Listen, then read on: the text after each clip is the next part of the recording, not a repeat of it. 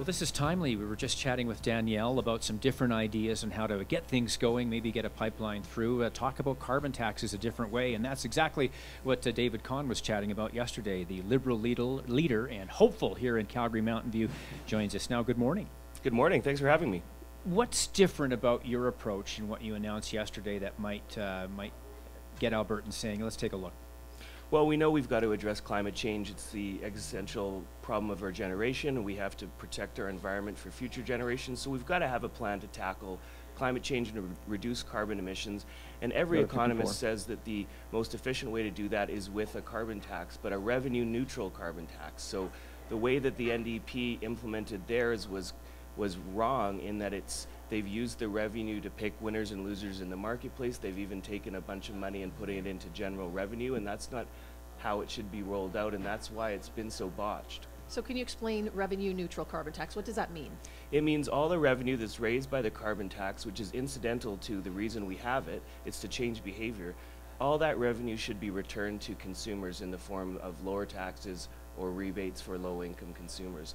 So, and that's when you get that double dividend where consumers can reduce their carbon emissions, save money there, and then they also get the lower taxes or the rebates back, and that encourages a double dividend and that virtuous circle where you're reducing carbon emissions even more. So it should never be used as a revenue generator. That's just incidental to the reason that we have a carbon tax, to correct a market failure that there's no price on carbon ordinarily. Quick thoughts then on getting a pipeline built. Yeah, so I talked about that the week before. I'm a constitutional and Indigenous rights lawyer, so I know what went wrong with the consultations and accommodations in BC for many years now on that particular project and others.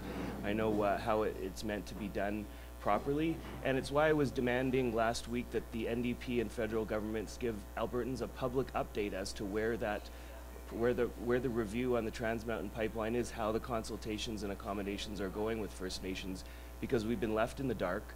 And May 23rd is the deadline for the federal cabinet to make a decision either to reapprove the pipeline or they can extend their decision. But Albertans have a right to know where we are in the process, and I want to know what those details are. I want them shared with Albertans. David, we've talked jobs and pipelines, obviously hugely important, and that really is what's on the mind of Albertans. Today we're also focusing on social issues. So thoughts from the Liberal Party in terms of would the Liberals make changes to the GSAs? Well, I'm very proud that we were the party that tabled the first legislation that became the law that enshrined GSA protection in law in November in 2014 into 2015 with Laurie Blakeman's Bill 202 that became Bill 10, and Premier Prentice actually thanked her personally for all the work she did on that. So we're very proud of that work. I'm concerned that since then the issue has been politicized again by both sides, by Mr. Kenney indicating that parents should be notified, and that completely undermines the entire reason to have a safe space at school where children sometimes don't feel safe at home and they need to have a safe space at school with their peers. It's just a peer support group, but it's one that requires some privacy because these are issues that kids are struggling with, and so we want to protect our vulnerable youth, and I don't want kids to be used as a political football in this election. We should have put this to bed. They should be protected in their GSAs. They should be protected in law, and I'm really concerned that we're still having these issues. Well, quick question. I asked Angela Kokott the same question. When you go to the door and somebody says to you, I think it's either going to be UCP or it's going to be NDP again, why should I vote for you? Well, we're putting forward the best policies in the province, the most detailed policies. I'm staying out of the attacks on between those two parties. We're putting forward a real vision and a plan to make Albertans' lives better and tackle the issues that we're facing. So I think voters are looking for an actual vision and actual details on what we can do.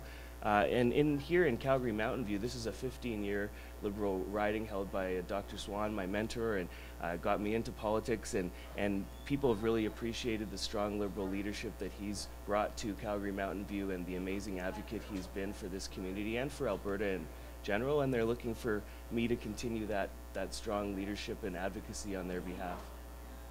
Bottom line is jobs. You got 30 seconds here. People to say they're willing to just get us working again. Your answer to them? Well, we want to bring in a fiscal and economic environment that supports the market to create free market jobs. That's been a huge blind spot with this NDP government. Is they've taken care of the public sector, but they haven't realized how deep the job cuts have been, especially down here in Calgary, and how we've got to get people back to work. And we've got to support the private sector, because the Alberta Liberal Party, we believe in strong markets and limited government intervention only when we need to fix problems. And we need to create that business-friendly environment, that tax structure that allows businesses to flourish and hire more Albertans.